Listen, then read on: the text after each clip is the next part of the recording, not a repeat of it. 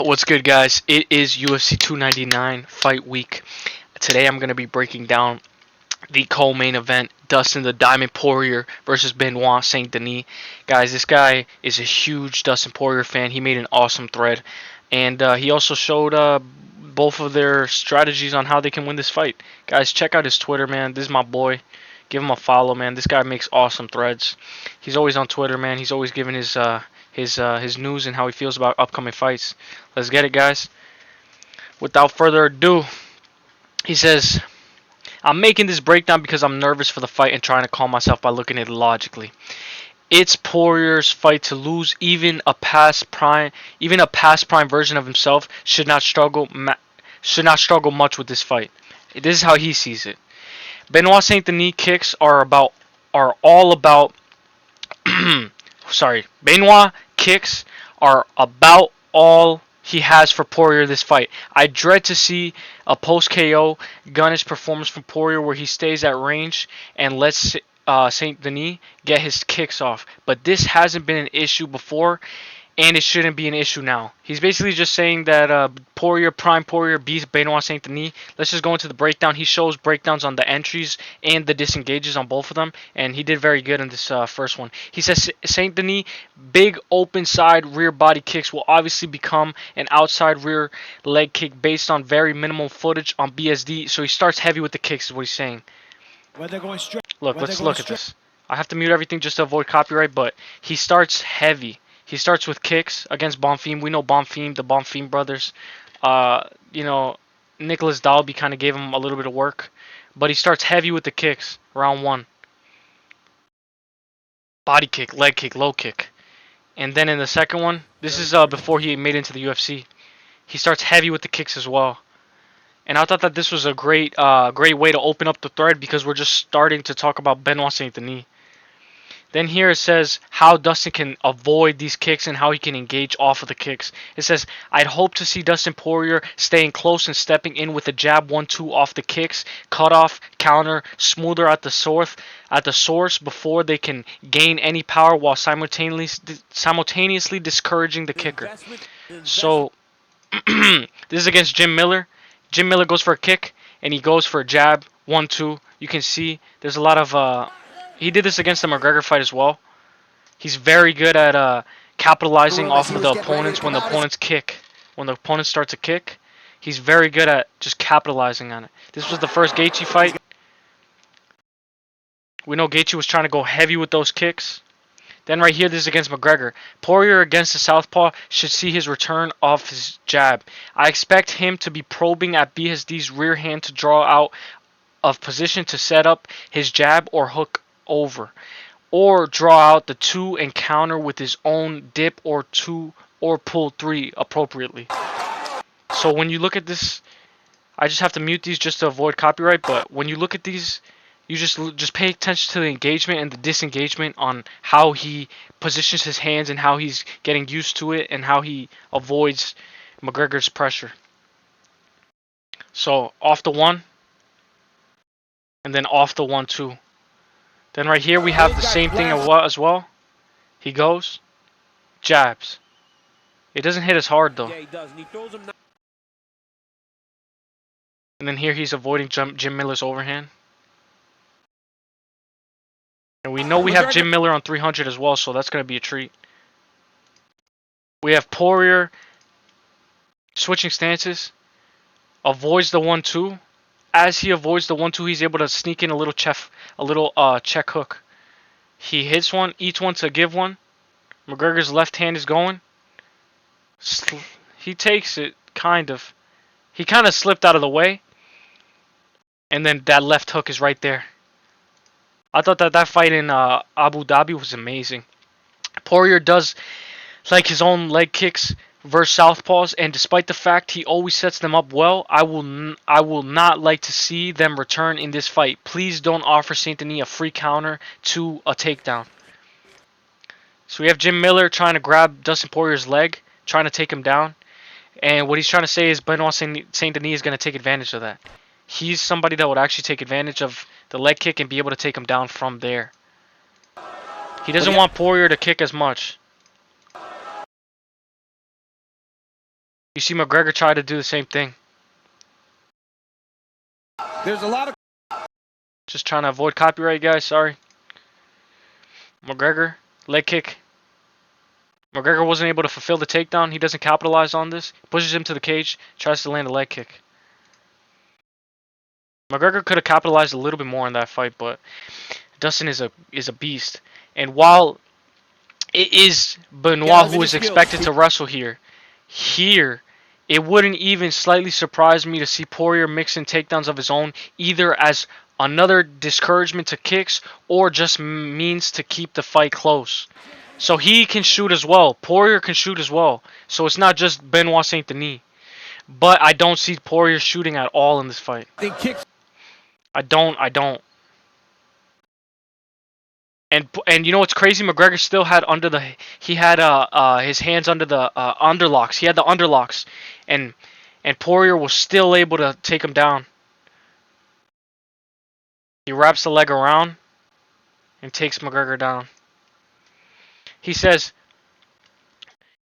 should also act as a means for an aging Poirier to slow down the faster Frenchman and further balance out of the athleticism disparity. This segues nicely into Saint Denis wrestling, which I believe to be massively overrated going into this fight. Overrated equals bad, but his wrestling is clear, much more of a factor of him being strong than it is anything else. His wrestling is okay, but it's a far cry from Khabib, Chandler, or Alvarez. This guy's claiming that Khabib, Chandler, and Alvarez are all better wrestlers than Benoit Saint Denis.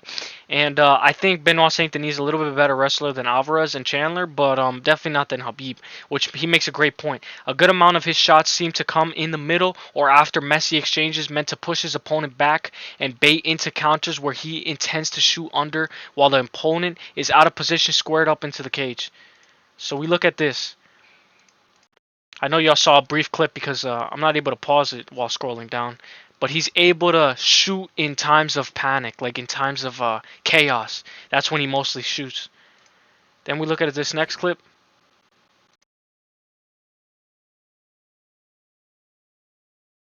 His striking is so sloppy though. In my opinion, his striking is sloppy. It just gets the job done. We go to the next clip.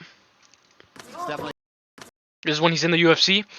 Already off the rip, round one, he's going into a big overhand into a takedown and then a kick into a takedown. But his takedowns are so telegraphed, he was able to deny it. Oh, he wasn't able to deny it. Not this one. But it's more of like brute force, I can take you down, than more athleticism and skill. More, yeah. Then we see the last clip against Thiago Moises in Paris. Left hand into a takedown, wraps around the hips, gets over, able to take down Moises. He has he's very good at just getting his opponent down. The main issue with this tendency to completely neglect defense during these exchanges, as well as failure to get under the counters, opting to instead block them with his face and sometimes even forget to shoot at all. So this was the exact same fight. I thought this clip was the clip prior. He tags him, and he gets used to the takedown. This guy's able to actually capitalize and a little bit like wrap his arm around Benoit Saint Denis' neck. And Dustin, Dustin has a tight guillotine. Another clip against Thiago Moises.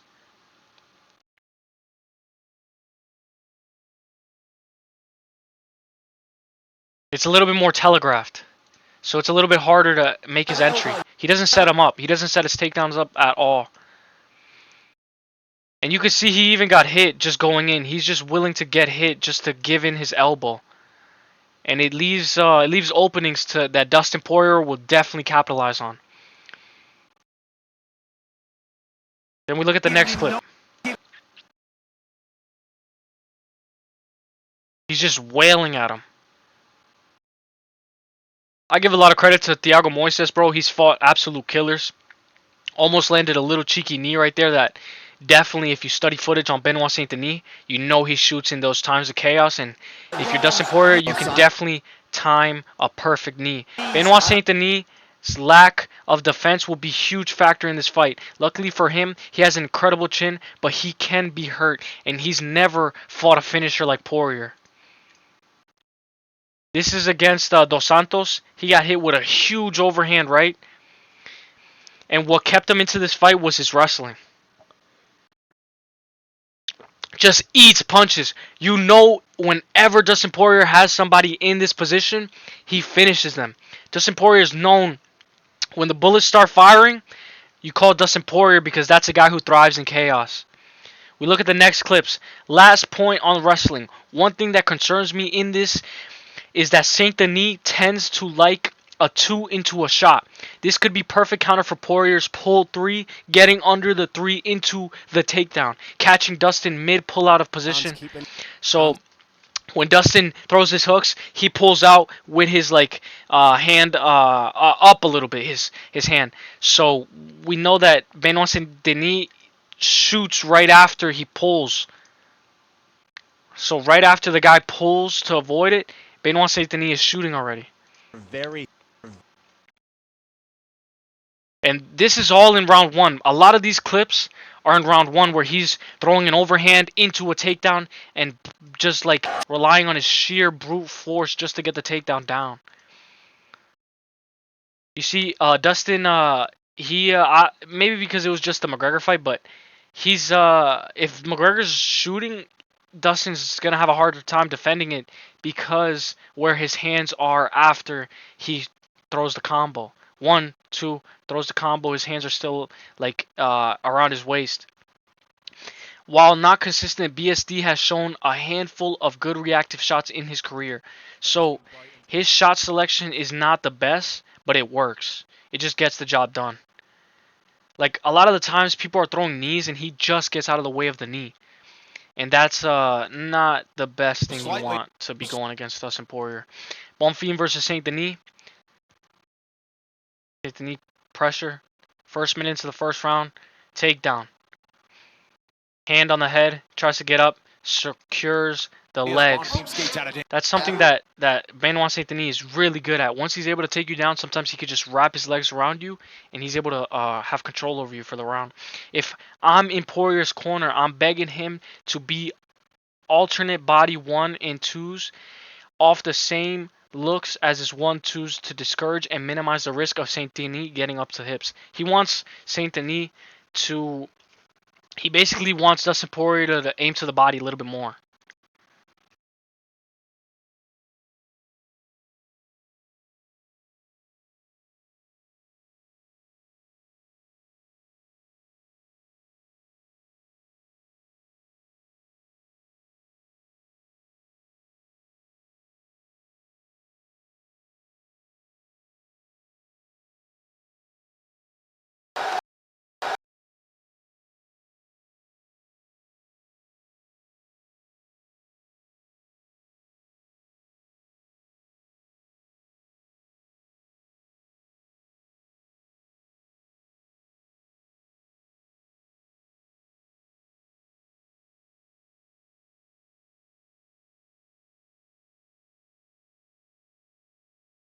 Sweep.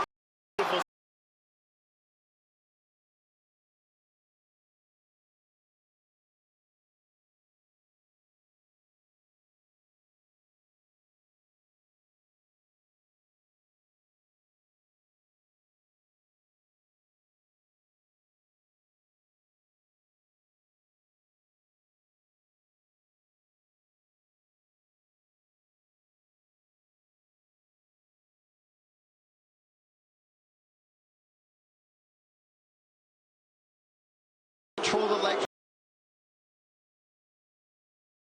My mic is muted.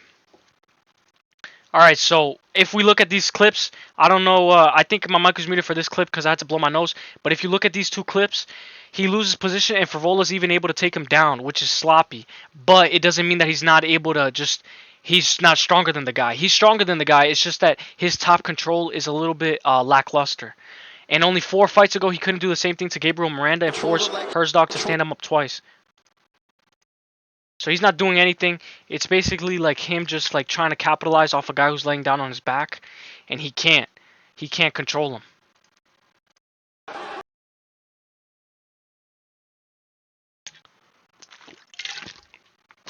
He can't. And then we just look at this. Fervola's able to get a nasty takedown. This was the one of the other takedowns that he was able to get. And another thing too, Fervola shouldn't be able to get this takedown if he's off, if he's off position. But he puts his hips all the way into Fervola, which just gives Fervola the takedown. And this is just being a fire fast starter. So that said, Benoit is an athletic freak and incredible strength to his rear naked choke finishes. Didn't even need to get under the chin. So he just shows that he has submission game too. This is a pretty cool thread, man. This is a pretty cool thread. It's almost done. He didn't even need to get under the chin. It was kind of like the McGregor versus Habib. He's just able to make him tap. And just like that, he's out. He's done. Against Bonfim, we know the Bonfim brothers have had a little bit of a harder time in the UFC. He doesn't need to get under the chin.